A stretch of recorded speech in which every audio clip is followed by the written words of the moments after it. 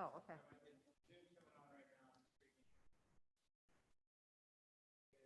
Now we're good. Okay, welcome everybody to the Issaquah School Board First Town Hall. I apologize that we're starting a little bit late. We had some technical issues, and one of the technical issues is that we only had the one microphone. So I am trying to speak loudly enough so you in the room can hear me without screaming at the Zoom people. I don't know if that's going okay or not. In any case, welcome. My name is Suzanne Weaver. I am the current president of the Issaquah School Board. I've served on the board for 15 years. Superintendent Ron Thiele is here with us, mostly as an observer, I think. Sydney Mullings, who has been on the board for 3 years, right? Okay, third year. Marnie Moraldo. Marnie is finishing up her 12th year on the board. She is the immediate past president of the board. She is also a past president of WASDA, which is the Washington State School Directors Association, which is the professional organization in the state of Washington that supports and provides training to all school directors throughout the state. She's also on the WASDA board and on the National School Board Association board. And last but certainly not least, Dr. Harlan Gallinger, who is in his sixth year on the board and is also on the WASDA board. And finally, Director Ann Moore, who is in her 10th year on the board, could not be here tonight. It is really hard to get all 5 school board members in one place when it's not a regularly scheduled meeting. So in any case, this is the first time we've done this. So we hope it goes smoothly, but there may be some bumps. Please be patient with us. This is sort of your opportunity to interact with the board, because we know when you provide public input to the board, you don't get a response. We don't provide a response. When you email the board, you should get a response, but our email volumes have been so great during the pandemic that very often you don't, and I apologize for that. So this is our opportunity to have a dialogue. And the only other thing I want to talk about a little bit is that we are a policy governance board. There's a really long explanation for what that means, but the short explanation is we set policy and we delegate operations of the school district to the superintendent. So when we start asking you for questions, if you have a really specific question about something happening in your school, in your child's classroom, how lunch is handled, or something like that, it's probably not something that the school board is going to be able to provide a good answer for. If your questions are a little bit higher level, kind of at the policy realm, we can have a better dialogue about that. Because I don't want this to turn into, let's grill the superintendent on district operations. That's not why he's here tonight. I think that's all I wanted to say as introduction. We are going to do this with a program called Menti, which is going to use your cell phone. So everybody get out your cell phone.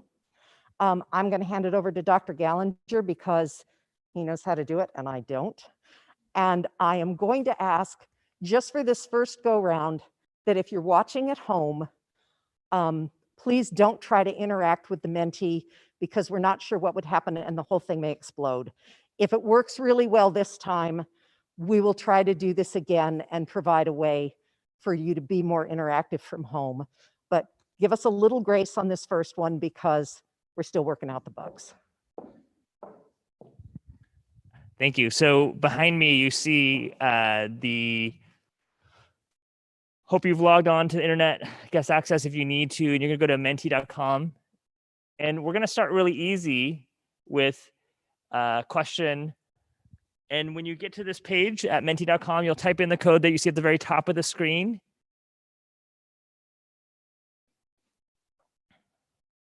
Does anyone have any difficulty right now? And then once you do that, you're going to then make a selection on a good chance for us to see who's in the room.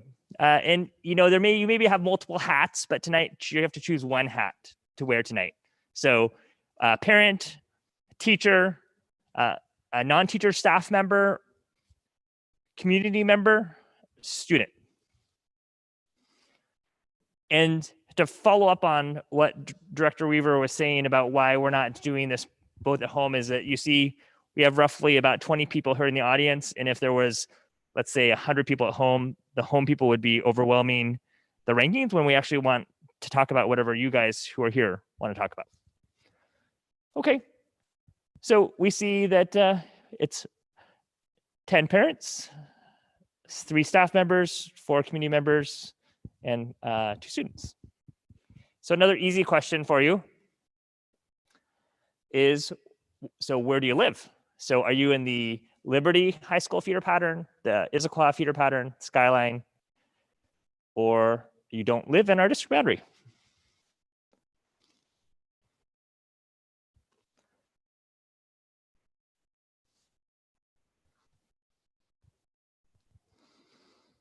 Okay.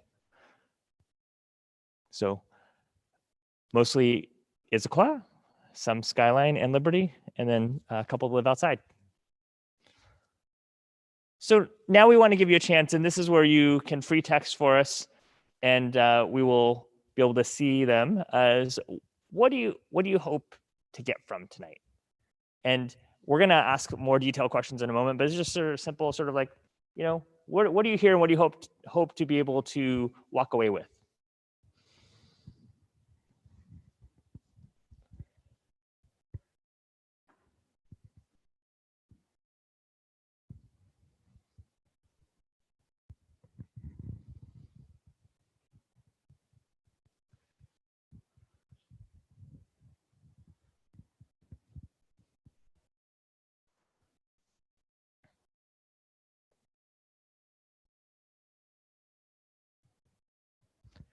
So I see answers to questions, be able to have a discussion about district policies and plans.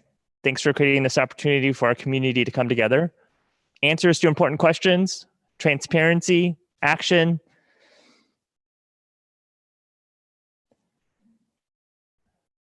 Listening and then learning. I'm very grateful for all that you are doing.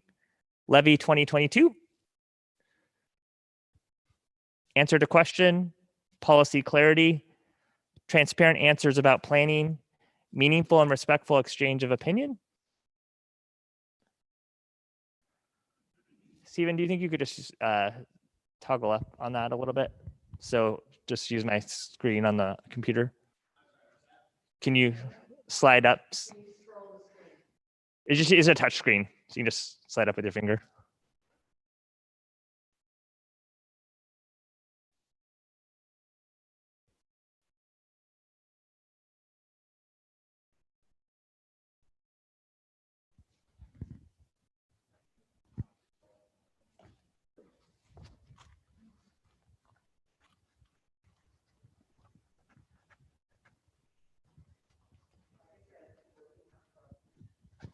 It's not scrolling. Yeah, it's a touch screen. Right? Got it. Hope to learn how students will be supported post-COVID closures, ESP, mental health, understanding the needs of my school community more, what concerns community members have, staffing shortage concerns, literacy plans at elementary level, a better understanding of what other parents think about our current school board. I support them fully, but I'm curious about other perspectives. And sorry, the last one. Okay, well, I can't see the last one. Okay, so then we want to spend a brief moment hearing from you things that are going well. As we've now a month into this school year, we'll have plenty of opportunity to talk about and hear from you the things that you have concerns about. But just now, 30 days into the school year, what are things that are going really well for you, since we see there's half of the room is parents, for you and your students and your families?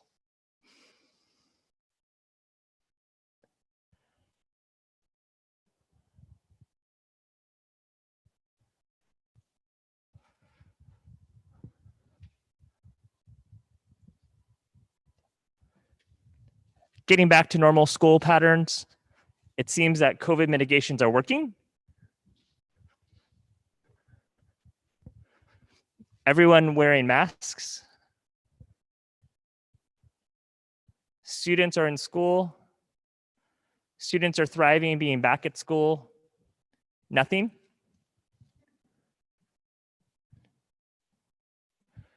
Beautiful new school. My child is genuinely happy and learning so much. School connections, the energy of schools, and the awesome work of staff to make this year happen successfully. More authentic learning opportunities. How amazing and adaptive our kids and teachers have been. Enthusiastic students. Students in class, teachers understanding, helping students adjust. I understand the mitigation practices in place. The teachers have been wonderful. It's clear they want the best and they want to keep kids in the buildings for a better learning atmosphere. Happy that students are attending full-time school. Students have fully returned to school. A more regular schedule and emphasis to return as much as normalcy as possible. So happy we're in person. And then we're going to break this, as we start out concerns, we're going to break it into two parts. So before the school year started, what were the concerns that you had? And then the next question is going to talk about, so what concerns do you still have? Because we suspect, but we may or may not hear from you that the concerns you had before the school year started on August 31st were different than they are today. And maybe they're not. So if we just get a sense in the room, sort of what the concerns were. And so we see COVID, crowded classrooms, students wouldn't return to in-person school.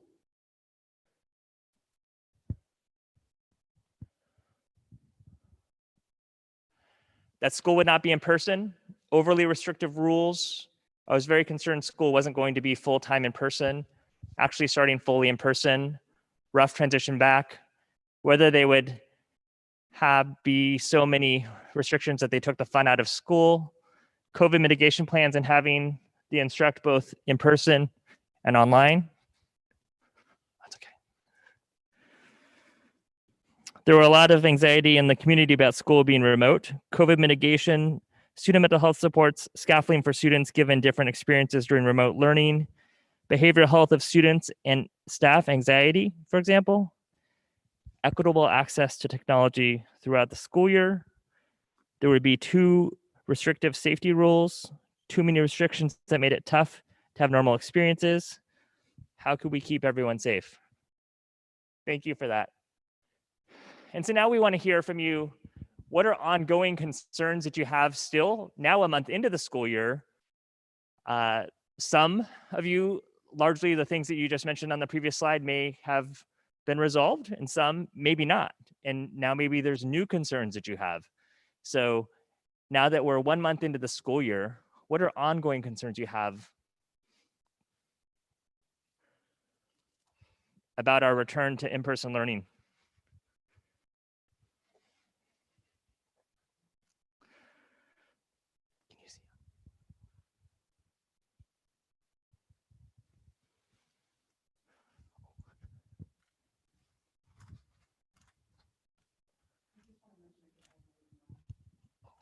What was that?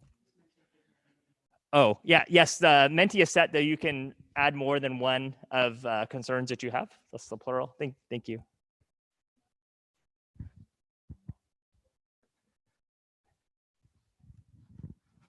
you have a question?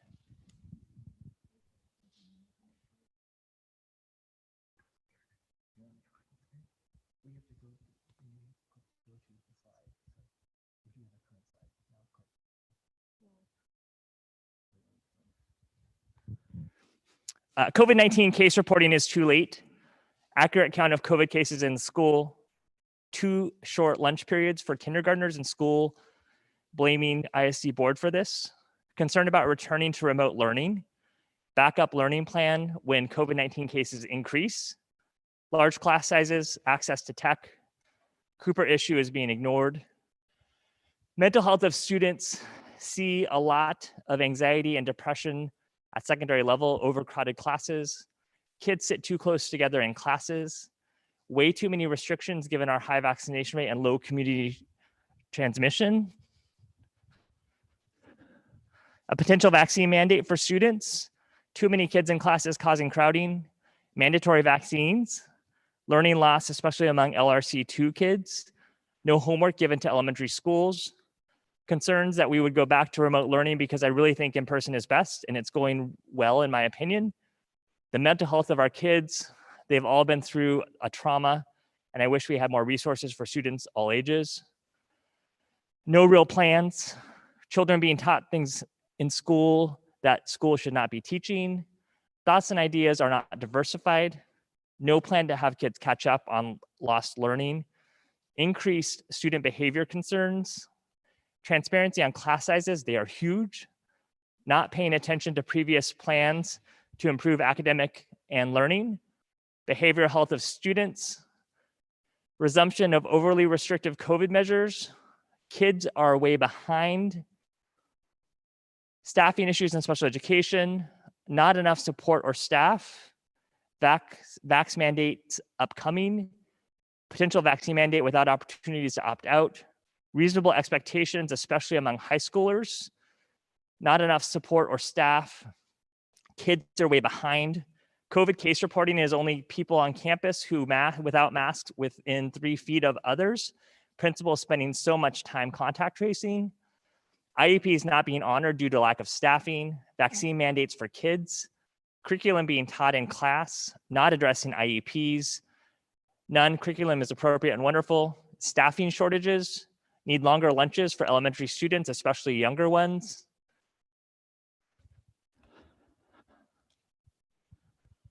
Teaching ideology instead of critical thinking. Staffing shortages. No help for dyslexic children.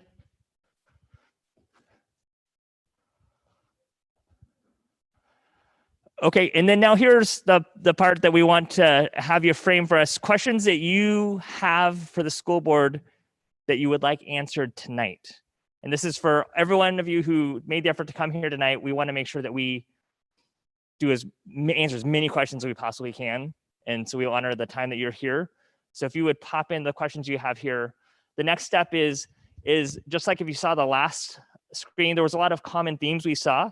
We're gonna then have them, you group them, we'll group them and have you rank them. So at least we can get these top half of the questions as much as possible. Go back to the last question. Is the school board doing away with SAT testing?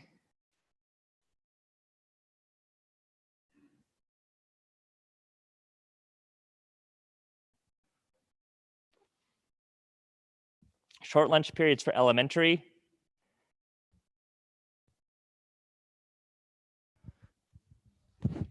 So I'm going to go, as I go build this next slide, you guys can sort of add and give your initial thoughts on what you've heard so far. If you guys are mind doing that. This is going to take me about 5 minutes to build the next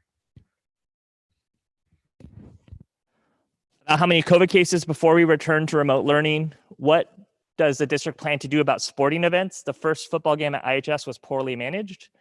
What is being done about large class sizes? Number crunching doesn't show the true picture. Learning Ally, this was going to be funded for all students and now is not. Why are there twice as many contemporary novels assigned to high school students as the classics that used to be assigned? How is ISD curriculum determined and how does a parent gain access and submit feedback? Does the board have local control over decisions on mandates or policies in general? What is being done about staff shortages, especially in special education? What are the plans to deal with the issues and concerns we just brought up? Honoring IEPs despite short staffing. What is going to be done about lack of staffing? What are you as a board most concerned about at this point of the school year? Why has the district not implemented a vaccine mandate similar to the ones that LA and New York have successfully implemented? Is the board getting rid of SAT testing? What additional mental health supports can we put in place? What is being done about timely COVID reporting? Oh, sorry about that. I don't know. Can you scroll back down to the bottom, Steven? Sometimes you get too close to the bottom, it moves automatically. How can we hire more special ed teachers? Why was money spent at the admin level in special ed instead of hiring more teachers? What happens if the levy doesn't pass? As a policy governance board, your ends and executive limitations are always backward looking. How does that equip you to act quickly to adjust to our changing environment? So I'll give you another minute to put those in. And while you guys finish this, I'm gonna take the themes of the last slide and this slide and then put them together and have you rank them. In the meantime, while I'm doing that, I think if you scroll down 1 second, Stephen, I'll have the board be able to answer, I wanna see.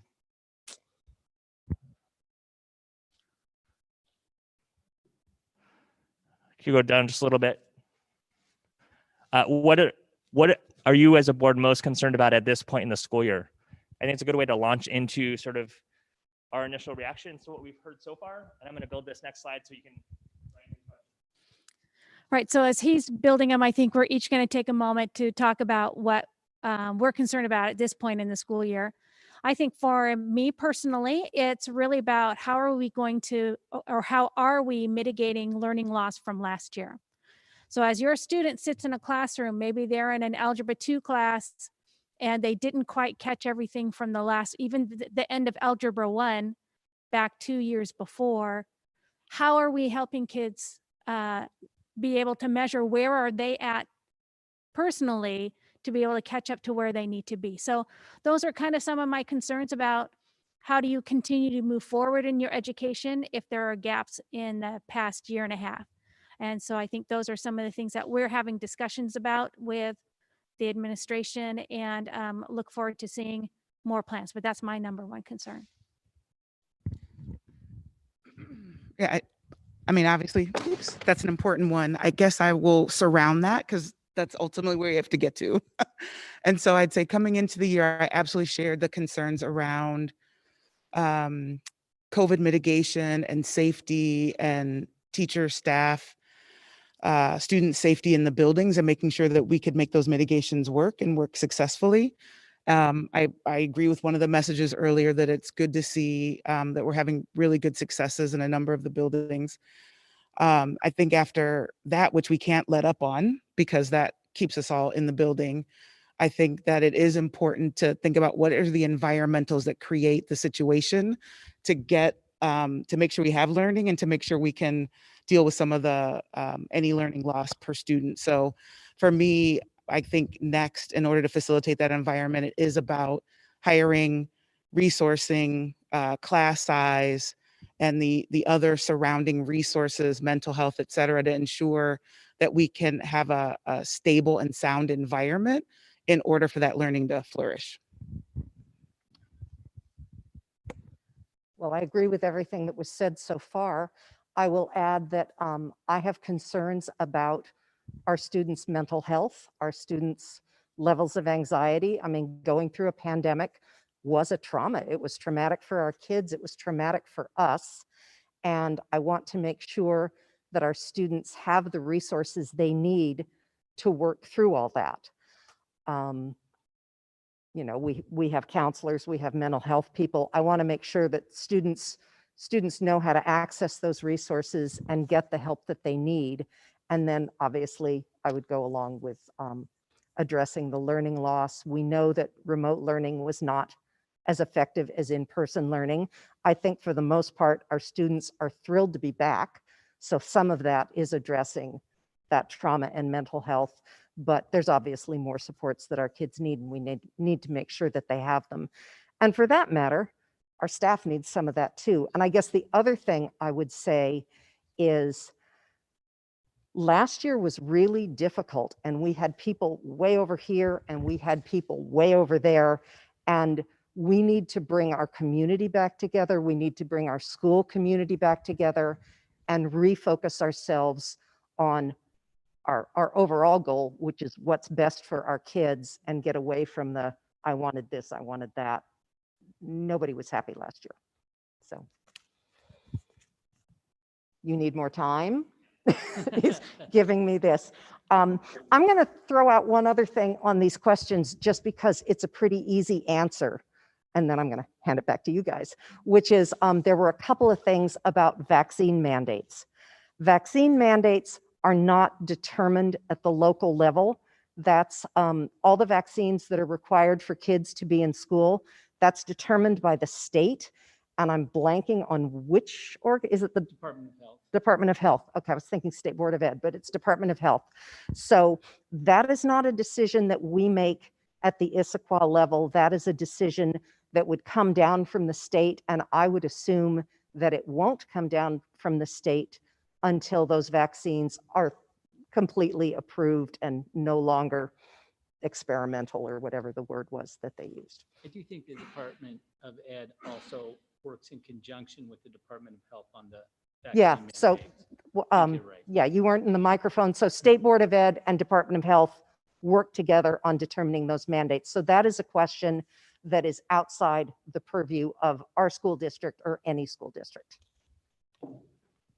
And I would add to that, I assume at that point we would have the same exemption processes that we have today for any other vaccines that exist. So today there is a process for families to go through in order to decide, request exemptions, and I would see no reason why that would change in this case.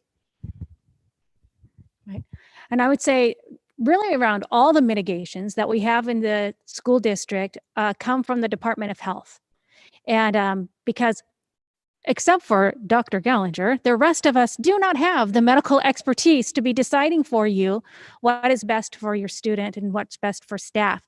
I think what approach we've tried to take through the Department of Health, the Department of Health has tried to take a very layered approach. No single item, no single mitigation is a panacea unto itself. It is taken in conjunction.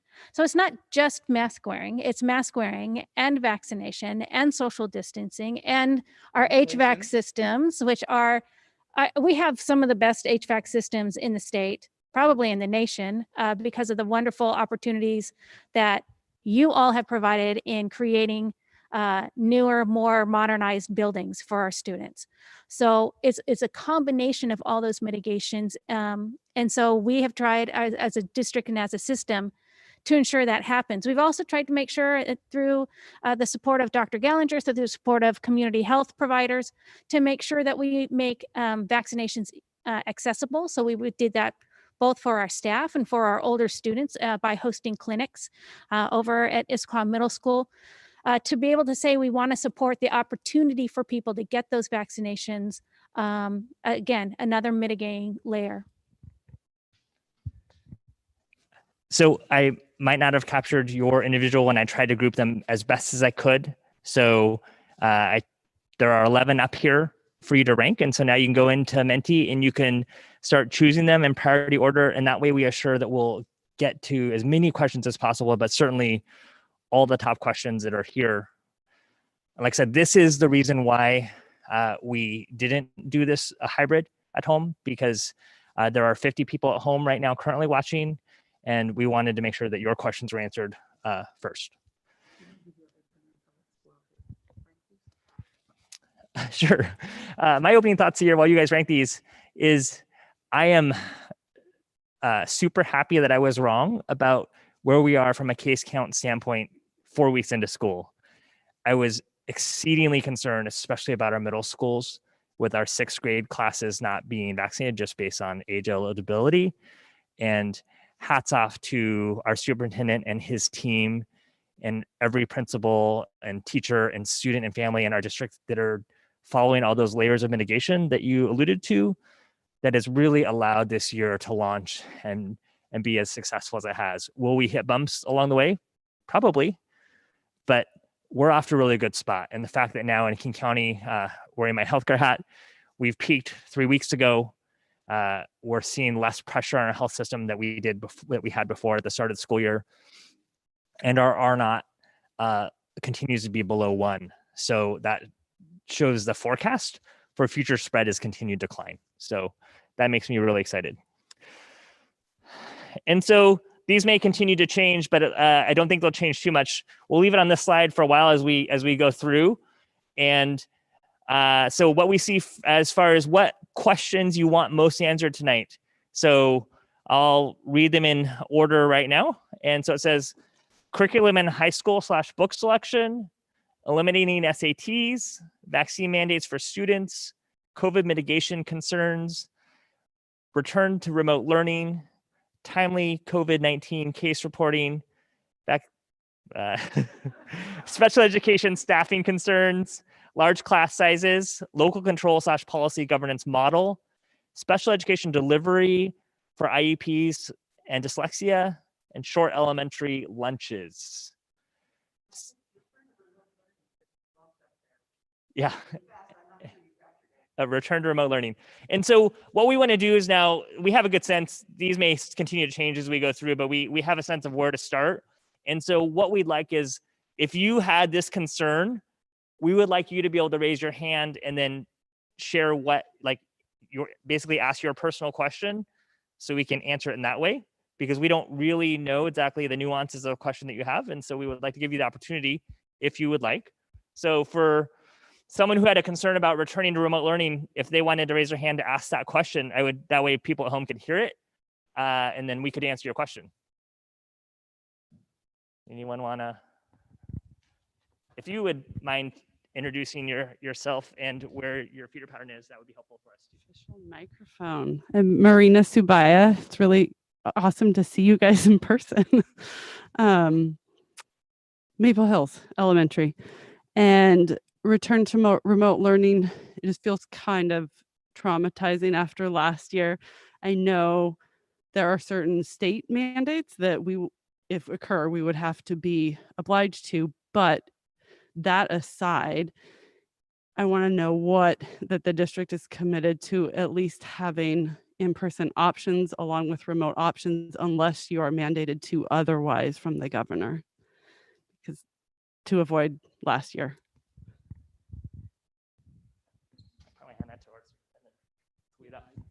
happy to talk to that. First of all, thank you for the opportunity. And I honestly do not believe we will be returning to remote learning. We have conversations with public health. I was in conversations today, and everybody's goal is to keep kids in school. And frankly, I'm less worried about returning the full system to remote unless there's some catastrophic thing that happens in the environment. We're working on shortening the duration or eliminating quarantines as much as possible. So the efforts from public health, from the state, absolutely from this school board and this administration, is to keep kids in person. I've been out to 15 or 16 of our schools so far, and it is clear that in-person learning is what people want. The students want it, the staff want it. That doesn't mean that we don't have concerns, and I just have to congratulate the staff, the students, and the families, because one of the layers of mitigation that we didn't talk about is not sending our children to school when they don't feel well. That's an important one. And managing outside of the school community as much as we can the virus as well. So, I guess anything is possible, but I'm much more encouraged the fact that we've been in school now for a month and case rates are actually dropping in our county. So having school going back to in-person learning did not cause spread. And that's always been our biggest fear. So, and we've asked the question point blank of the Department of Health, what's the magic number would cause this to happen? They won't even give us one, because I honestly don't believe that anybody is thinking that we're heading back there.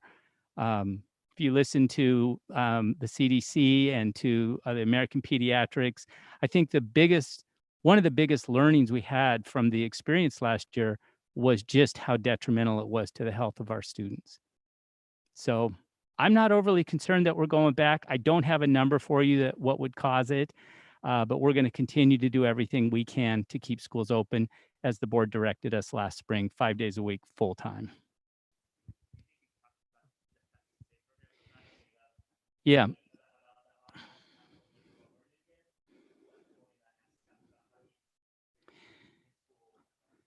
So we just started this week in some of our schools, and probably by tomorrow we'll be in all of our schools, the symptomatic antigen testing. The next phase of our testing work is, as Dr. Gallinger just described it, that it's basically test to stay. And so we'll be implementing that program, starting to roll that out as early as next week as well. We're having some staff issues. Those came up quite a bit because it does take time, but the ability for a student to who's been exposed to test, and as long as they're testing negative, stay in school without quarantining. So we're working, as I said, to reduce the amount of quarantining that happens. And to Director Meraldo's earlier point, one of the reasons you're not seeing much quarantining at the secondary level is because we have such a high vaccination rate amongst our student populations. Thank you for that. Because if you are exposed, but you're fully vaccinated and no symptoms, then you're fine. You don't have to be quarantined or anything. We need to get our elementary kids vaccinated so that we can have the same experience. And I'm optimistic that once the vaccine becomes eligible for the 12 and under or the 11 and under, this community will do what it's done so far and get vaccinated in very high rates. And that's going to even be another layer of mitigation that's going to help us keep our schools open. Perfect. So the next one is eliminating SATs. And so as an elementary parent, I don't even know what this question is really focused on. So if someone who has this question, because it must be a lot of people in the room, on what the specific question is about eliminating SATs.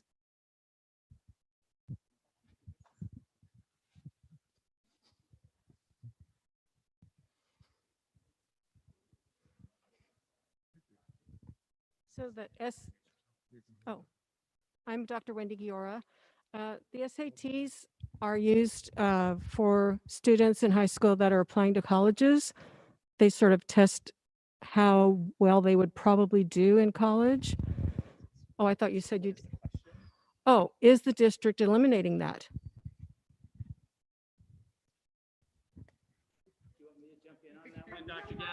This would be easy. I think any of us can answer this question. I was going to say, as much as possible, I would like the board to answer the questions. I don't want this to be, we put Ron on the spot all the time. But I mean, the district has no control over the SAT. My understanding is that there are a number of colleges out there who are no longer requiring the SAT for admission. But as far as we are certainly not eliminating SATs, we give students the opportunity. I believe we're still giving them the opportunity to take the PSAT. And so the district has no plans to change anything. Now, what the colleges do around whether or not they require SATs is totally out of our control. I don't know, does anybody have anything to add?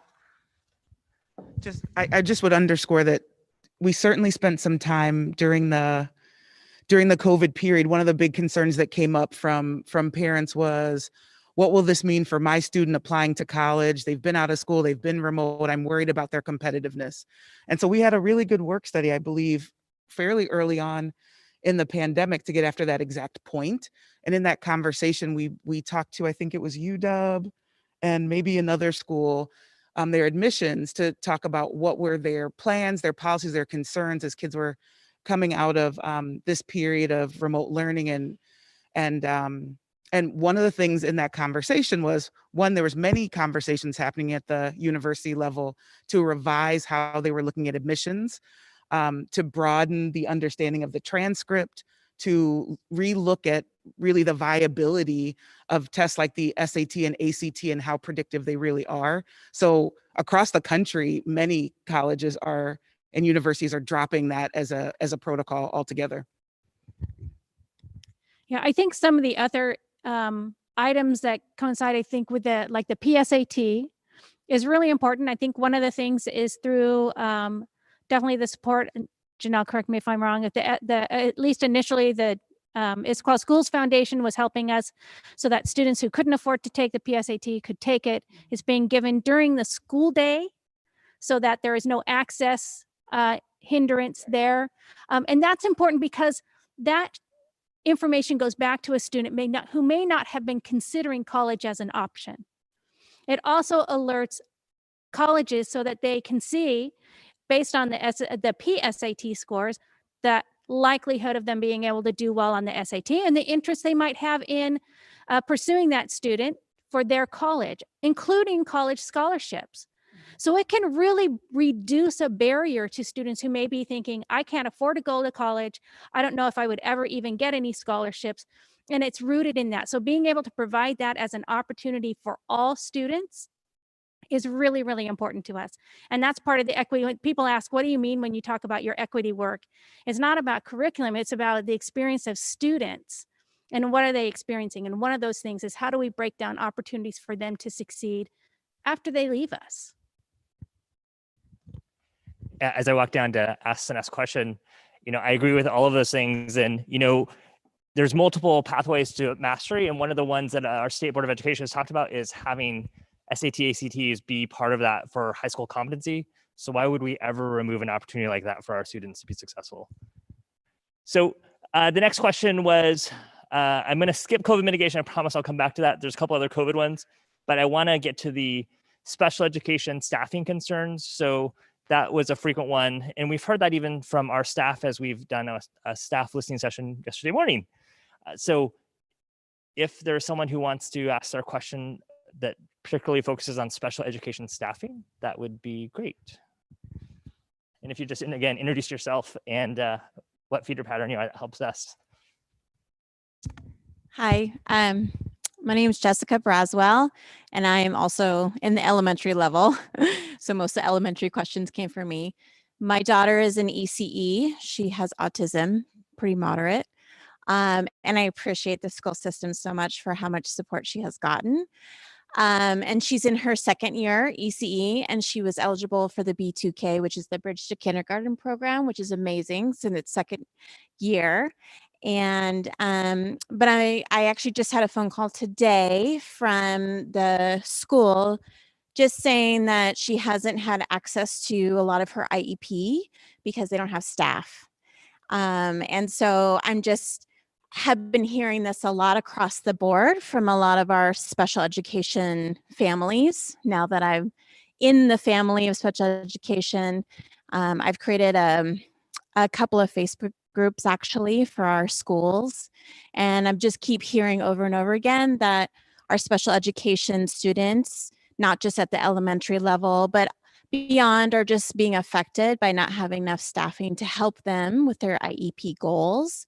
And I know that with IDEA, like that's supposed to be happening. So just wondering what the outlook is, because at the staffing level, they just keep saying, we don't have staff to help you. And that's just my question. Thank you. Who on the board wants to start with that one? Start, but then I'm going to have to punch. But I'll try. Special education, I would guess, is probably the single most difficult position in the district to fill, that and bus drivers. And it is an ongoing concern, and we are continually trying to hire more special education teachers.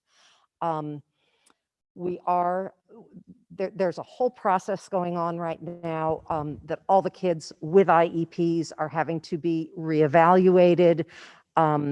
We actually have a work study scheduled at our next school board meeting with our executive director of special education to discuss how that whole process is going to go and where the people are going to come from to do all that. And that probably wasn't a total answer to the question. Do you, or can I? I Yeah. can add I hate something to punt to that. the superintendent. I am more than happy to do it.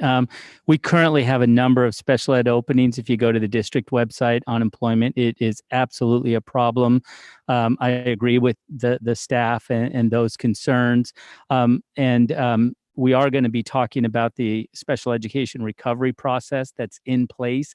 91 of those meetings have already been held. And Dr. Dana Bailey, who is now the assistant superintendent for special services, because knowing what was coming as we came out of the pandemic, made a choice to promote her, elevate one of her other staff to an executive director role, because we know we have more and will have work, probably a significant body of work in special education coming out of the pandemic for the next 2.5 years. It would be my guess.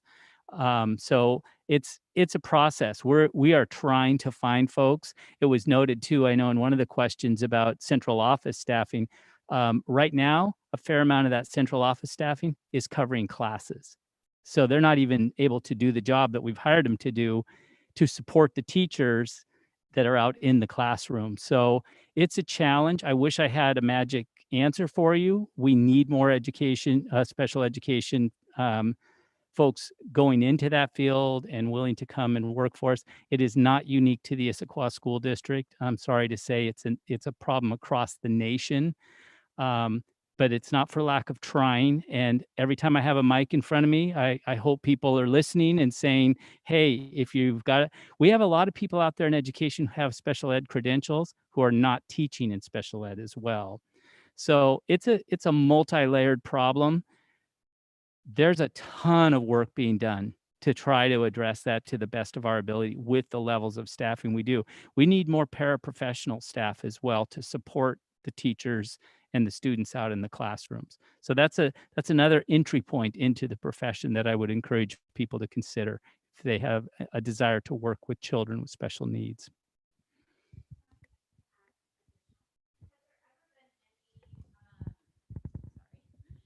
Has there ever been any discussion of allotting us to have access in our community to get that extra support where the school could allot, let's just say, a private speech therapist? Because my daughter also does private speech therapy and private occupational therapy because she's not getting access, which I'm paying out of pocket now because she's not getting it. And I don't want her to fall behind and not be successful in inclusive school. Has the board or even higher up than that ever, because there's not enough staff, thought, well then maybe I can give these parents an opportunity and maybe a little bit of help and hire somebody or an outside source to cover the shortages? I would note, Harlan, I should say, I think I understood what you were saying. We currently have some contract special education employees in the district filling gaps that we were not able to fill through our normal HR processes.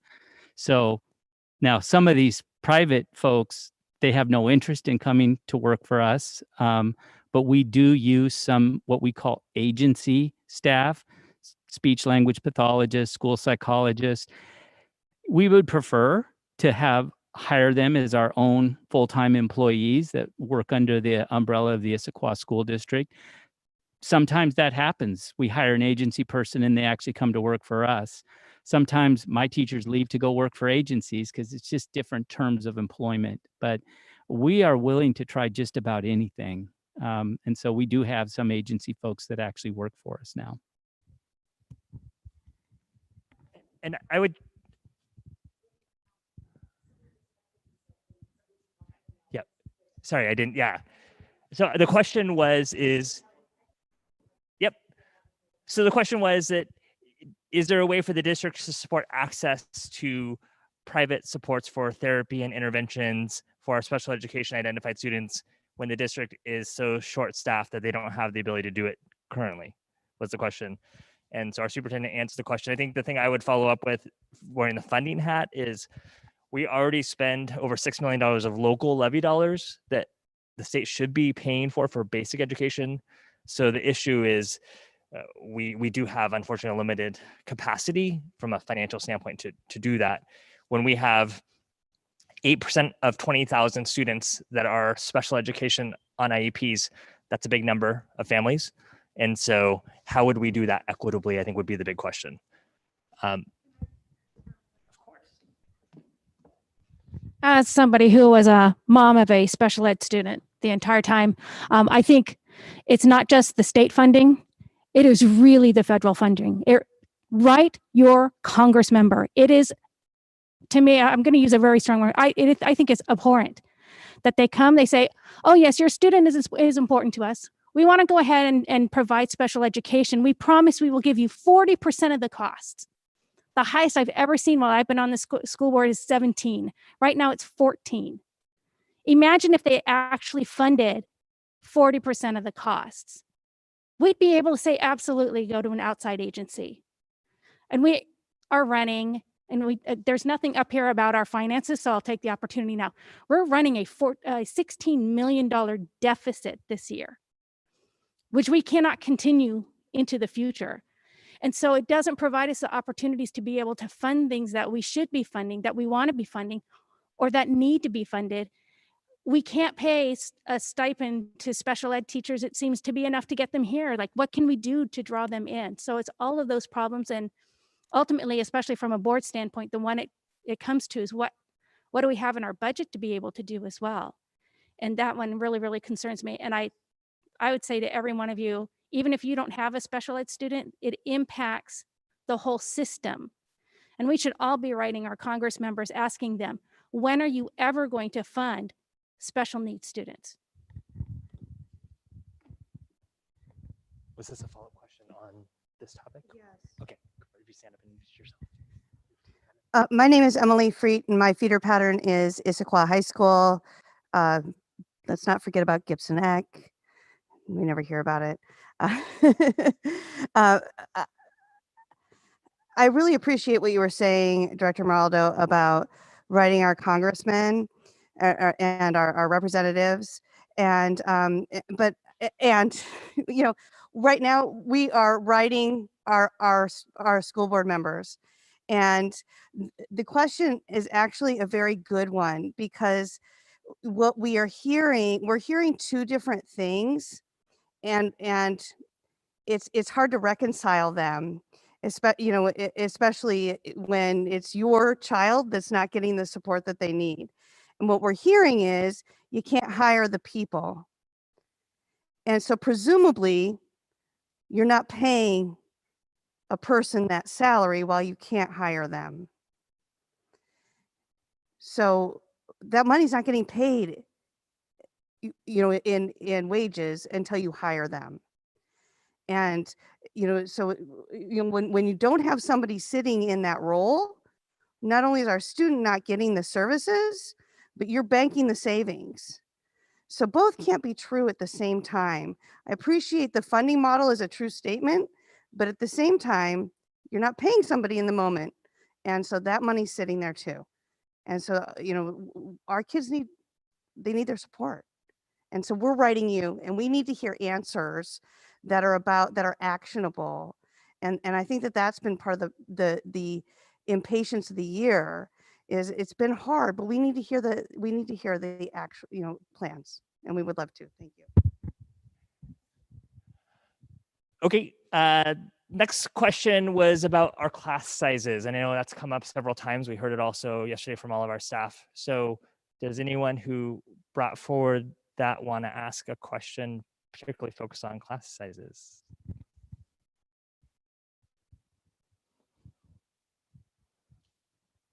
No? Okay. Then I'm going to skip it to make sure we get the questions that you want asked.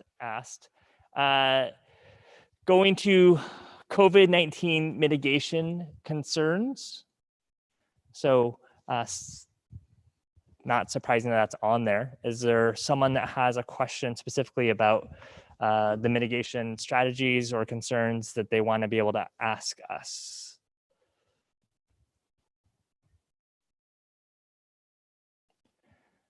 No. Okay. Timely COVID-19 case reporting.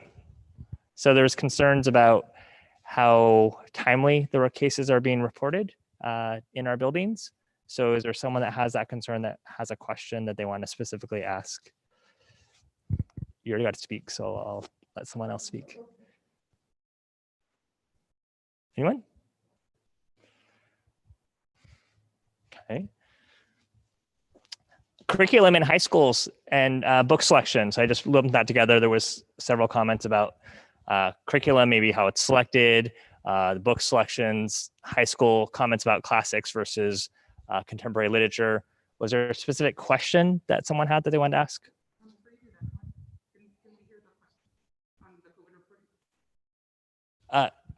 You want to hear right now?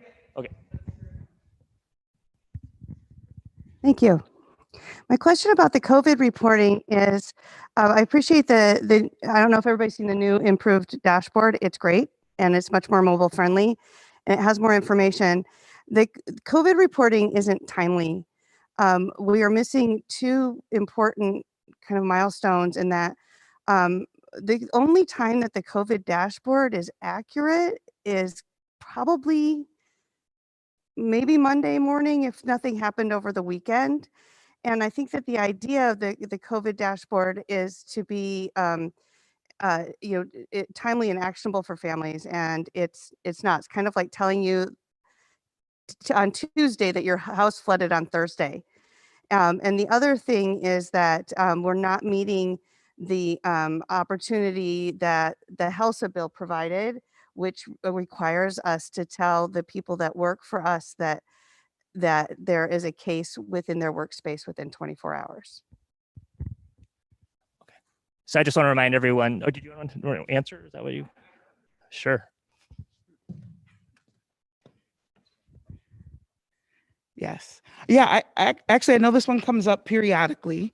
And I think as a person who once had a job as a report writer, I wanted to address this one for a long time. And I think this idea of timeliness is a relative term.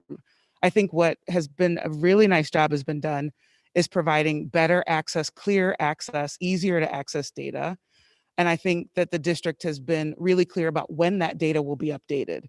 I do think that wanting to have information at the moment, every moment is actually fairly unrealistic from a data management process, but also a process standpoint. So I fully respect that people want to have that access in the dashboard immediately, but I think it's really important that what we get is accurate period over period information that we can track in a way that's sustainable. Otherwise, I think we could have the tendency to get caught up in sort of a minute by minute knee jerk. And I think if we look at the data, what we see is week over week, you do have a very good picture of what's happening per building in the system. And so I completely respect that there may be a want to have more of a real-time feel, but if you go through the really extensive process that I'm very grateful that the district is going through to make sure that we're being accurate, that we're tracking, that we understand the close contacts, I just want to be clear, I personally value that accuracy over wanting to have an immediacy. And can I just add, the other piece that makes this difficult is, yes, maybe on Monday, Joey went home with the sniffles, but we can't report on Monday that we had a COVID case because we have to confirm it. Joey has to get tested. Maybe he really just had bad allergies. So there is and I know people think, well, a kid went home sick in my kid's class and nobody told me I was a close contact or whatever. We have to verify the cases. So as Sydney says, we want to be reporting accurate information. And some of that unfortunately takes time. Oh. And I would say just because there's not something on the dashboard does not mean that if we know of a close contact, we're emailing those parents right away. We're notifying staff members if they are in accordance to state law. This is not a board that will be accepting us breaking the law. And so we're going to follow those mandates. We're going to do what's required. And so the reporting might not be there, but we are getting the notifications out to the people who need to know when they need to know it. And if you're a parent at Skyline, you probably don't need to know, was there a case at Maple Hills today? And so we're trying to give that information in a timely manner. And I would also say, check out the school districts around us. Check out what Kent provides. So we give a lot of information. We're dedicating a lot of time to this because we do want that transparency. That is important to us. And following the law is also important to us. I think the last point that I make is it's about information, and the most important information to remember is that we're not seeing epidemiologically clustered cases. Yeah, I give up tonight. Can't talk. Usually not a problem. So we're not seeing spread within our buildings. And so kids are coming to our buildings because they were at a birthday party or a soccer game and they have COVID. What we're not seeing is it spread amongst our buildings for students and staff. And that's the whole point of surveillance, is to be able to make sure we get on top of that as fast as we can. And so gratefully, with all the layers of mitigation, we're not seeing that. Thank you. So this is in regards to the curriculum in high school and book selection. My name is Swen Nader. Everyone remembers reading classics like Call of the Wild and some of the great books and how important they are. Such great language, such high language, poetry of too, like Shakespeare's, incredibly high language that children need to be exposed to and read if they're going to increase their level of language quality, which is important for success in life, as we know. We have read, I think in the district site, that while the percentage of classics in the past has been relatively high and acceptable, now grades 9 through 11, the classics have been reduced to 1/4 of the required books to read, and in 12th grade, there are no classics at all required to read. This is very concerning if we're talking about setting high standards and having Issaquah schools maintain their high level of education and expectations in children. Thank you.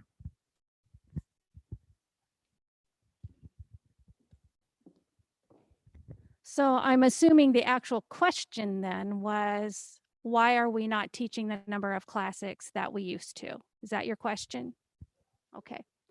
And I'd say much of the work that's been done, and it's taken several years for us to be doing that, and teaching and learning staff isn't here, but I'm sure the superintendent would speak to all of the hard work that they've done, as well as our equity department, to diversify the voice of who students are reading.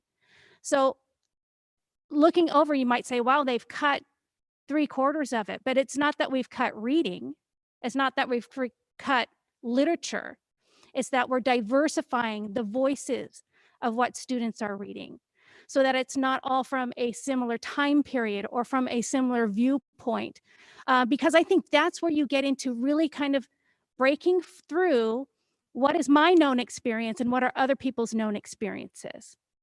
And I think that's really, really important, that as we're developing our children and getting them to think critically, part of that is from hearing different perspectives that they may not have heard before.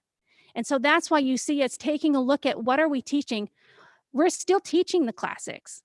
It's just not encompassing as much of the curriculum as it has before, because they are important, as well as these other voices, types, perspectives that we're now sharing with teachers is much more broadened.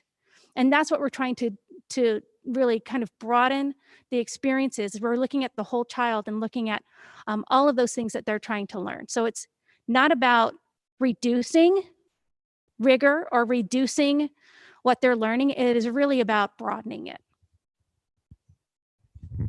Yeah. So thanks, Marty. I think one of the things I was most excited about in joining this district 7 years ago, and certainly being on the board for the last 3, has been the transparency in the curriculum process. Has been really, I think our teaching and learning department does a wonderful job of building curriculum and involving experts, involving the teaching staff, and then involving the community in the review of what goes into that curriculum. And it was pretty amazing to me when I arrived to see all the books on display in the reading adoptions, and really welcoming the community in to look at the text, to pick them up and read them, and really give their active opinion. And so for me, I think that's wonderful. And the fact that our community has that opportunity, I just deeply encourage folks, if this is a topic of interest, to continue to participate in that way and be a part of the process of developing the curriculum, which I think is an outstanding opportunity. Yeah, you actually touched on what I wanted to touch on, which is that there is an entire curriculum committee. It's composed of a number of teachers. They go through the essential learnings that the state is expecting us to provide in that particular class or that particular discipline. They evaluate a number of curricula, or in this case, books, to make sure that they are covering all those bases. They have discussions among themselves. I will say there are a number of classes, and I'm going to waffle if this is middle school, high school, or both, where students are given a choice of, you may read and report on one of these 5 books. So there is also the opportunity for some student choice. So if students are more interested in this area or that area, they have that opportunity. But I think Marnie really hit on the key thing, which is we want our students exposed to multiple voices, books from both genders, books from people with different life experiences. And yes, to some extent that will reduce some of the classics, but we're still giving our students a rich and diverse opportunity of books they can read. I guess you got it. Oh, I'm sorry. Did I walk right? Did you want to say something? No. It was good. I think you have a follow-up. Okay.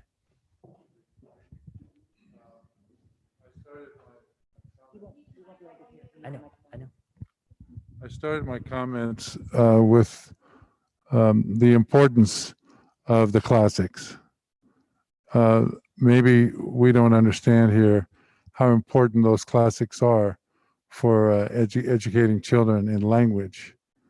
Because what I'm hearing from you is that we're going to eliminate some of that beautiful language that's high level and great stories in the name of diversification.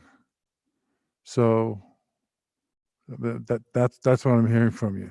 And all I'm hearing from you on every question, we all have concerns, is that you always have an answer and an excuse for everything.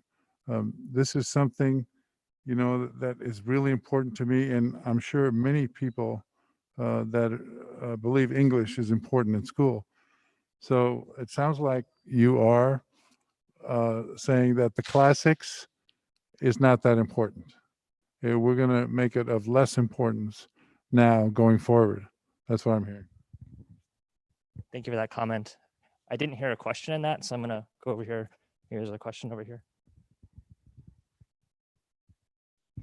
Okay, first of all, I'm not sure. Is it okay if I just comment and not ask a question? Okay. Yeah. Is it okay if Yeah, I yeah. use if I have a comment and not a question? So as somebody who's an English major, all through college, literature's my thing. I absolutely believe in the classics and think it's vitally important. But as time goes on, those classics are being added to, that list of classics are being added to with more and more authors, books, continuing that beautiful language that we're all studying. And I believe that the curriculum and in those classics, can you hear me? Can you hear me?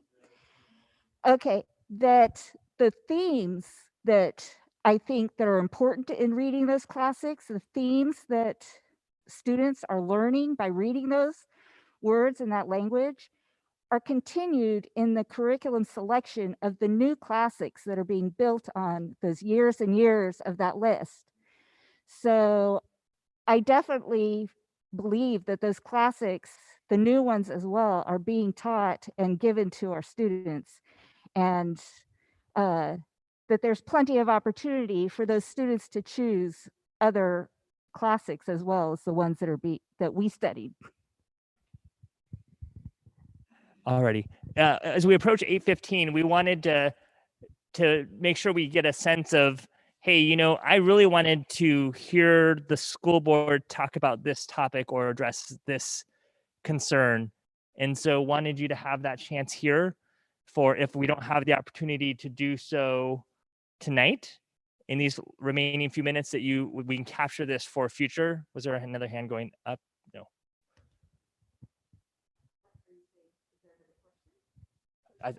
I thought her hand was.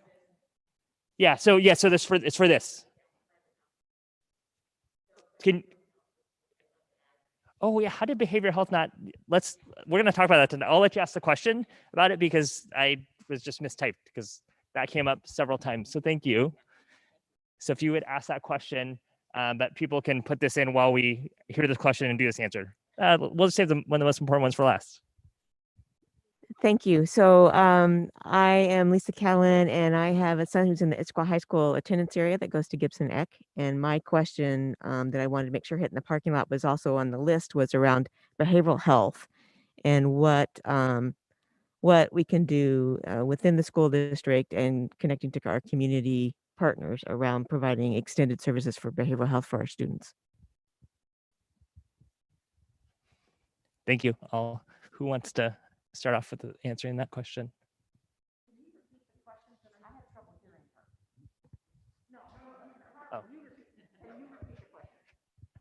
So the question, as I understand it, is parent at Issaquah High School as a student at Issaquah High School, and yes, we have behavioral health options, but how do we ensure that students have access and continued access that links school to community providers?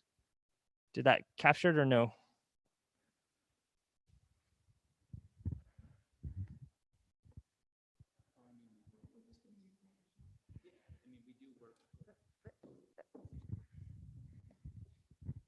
I mean, part of what we do is, so we have 13.5 mental health counselors from Swedish. They do a lot of outpatient referral. So they may see a student, they may do some work with a student, but they're more of, try to do a diagnosis and then do an outside referral. So I know we work still with Friends of Youth, which is here in the community, and they work on a sliding scale. We work with Swedish. We'll work with any health provider, Overlake. I know when it comes to, I know that's, we're talking about behavioral health, but related to that, and I know we work with Influence the Choice, an organization working towards mental health and drug and alcohol addictions. I mean, there's always more room, I would argue, for those. And one of the challenges we have is sometimes students are not as comfortable necessarily interfacing in the school setting with us. We know that to be true too. But overall, what we're trying to do is attack these issues on multiple fronts. Curricular with social emotional learning lessons in the counseling office, with school counselors and with mental health counselors. And as I said, we work with our local mental health supports as well, Friends of Youth, our hospital networks. It's a big problem, and it's bigger than the Issaquah School District. So we do need to have these partnerships, which is why we work with Influence the Choice and organizations like that as well. Does anybody have anything else they wanted to add?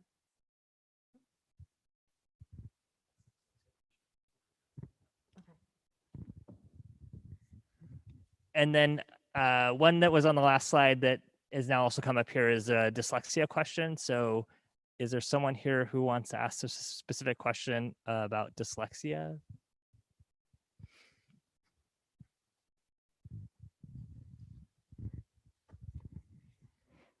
Thanks so much. My name is Caitlin Schreiber, and my school attendance is Skyline High School. I appreciate you giving such opportunity to talk about this. And that question was really about talking about special education IEPs and how to address that this year. I know there's not enough staffing, but yet there are a lot of kids that are still there's a lot of learning loss from last year. But in regards to dyslexia, balanced literacy is still being taught in our school district, and kids in high school that were being taught this in elementary school are still struggling with learning how to read. And this curriculum is still being taught. And what can we do to implement more of the curriculum that is based on the science of reading so that our kids can learn how to read? Thanks.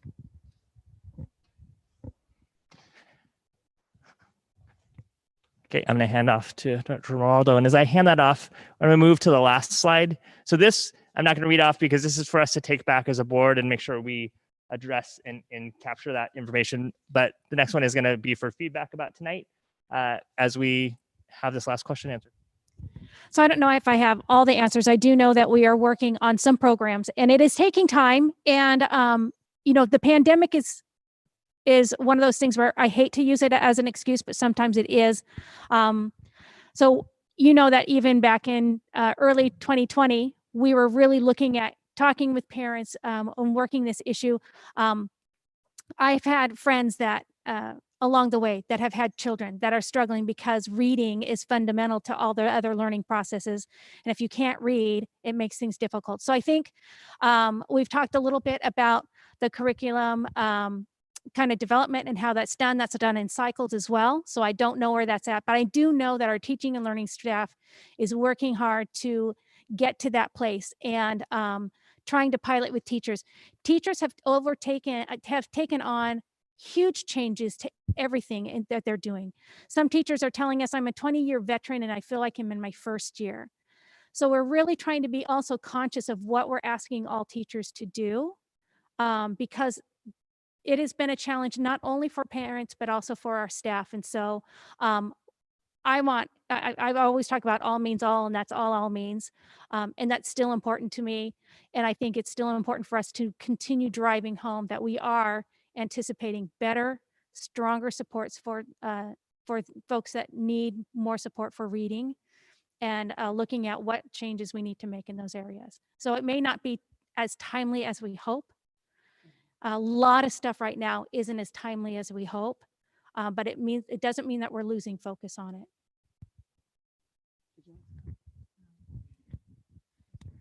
So it's on its way out. Marnie is correct. It's in a transition right now. It isn't going as fast as anyone would like. We are implementing and we'll follow the new dyslexia law and actually go slightly above it, not as far as we'd like. I think that the system, and I'll include myself in that, has had a lot of learning in the past few years, specifically related to dyslexia as a handicapping condition in that regard. So I anticipate and I'm confident that we are getting better and we will be getting better going forward. But there is a pacing problem right now that I'll be honest, I'm with the questions related to special ed staffing and everything. I'm just keeping a close eye on my staff right now. Morale is not real high.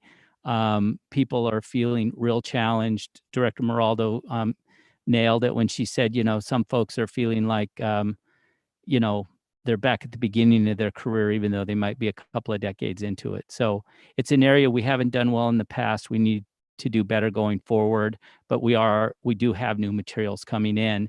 It's just a hard time to be dropping new things onto teachers' desks right now. Do you want to do this part? Well, I'll just address the question as well. I don't know the nuances and details of the curriculum part, and that's really not my role. I do know that when I went through my last reelection, it was very clear that we weren't serving these students and families. And from a pure policy standpoint, from both dyslexia and special education, that is a continued focus. And while COVID isn't the excuse, and we're not using an excuse, it did derail and delay a lot of the efforts that our board was really walking into. And so as we come out of this and we resume this engagement and we hear this very clear sense from the community, we're going to continue and carry that voice forward. So it is, as we move and pivot towards the renewal and rediscovery and reimagination for what we are going to do in our school district, that is what all of us I know on the board are committed to. When you're finished. Yeah. Can you go back to the parking lot? Oh, I will. So thanks for the feedback. We will take this through. I'm not trying to curate the question, so I apologize to anyone who felt that. I'm answering or letting people ask the question, so I don't actually filter their question. I try to capture as many of the comments as possible in a very short amount of time. So this will help us know what we need to continue to do and to make sure that we're answering your questions and not having it be where it feels like we're passing the buck. I do hear that. I will pivot this as we end and wrap up. I will move it back to the parking lot so people can see and read that. There's not an issue about trying to hide what's in the parking lot. I haven't even looked at it yet. So, but the issue is trying to be respectful of your time. And I know that we are going to be staying here. And if you have individual conversations you want to have with us, this is certainly a moment to be able to do that, because we know that the restrictive part of just how board meetings are organized makes that challenging. But we are grateful that you're here, and I'm going to hand it to Suzanne to be able to wrap us up, and I'll move it back to the parking lot.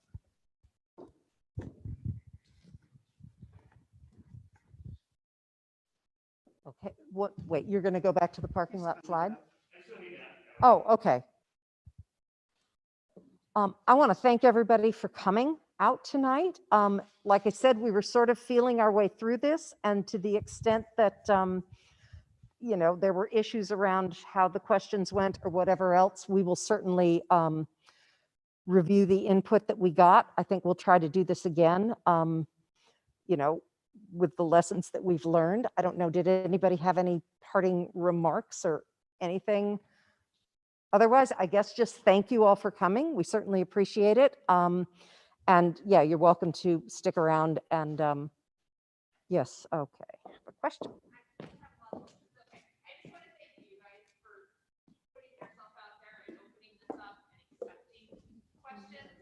Nobody can hear you at home. It's for the people at home. I just wanted to thank you guys for doing this and opening up the opportunity to have feedback and to welcome questions. And I know that it's often tough questions.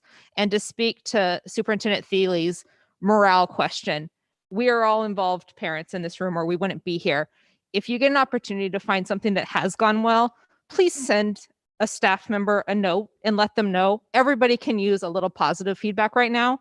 Staff, principals, administration, school board, anybody, it goes a long way. Thank you for that. So I guess we will say good night and thank you to the people at home and people in the room. If you have other questions or comments, we're here.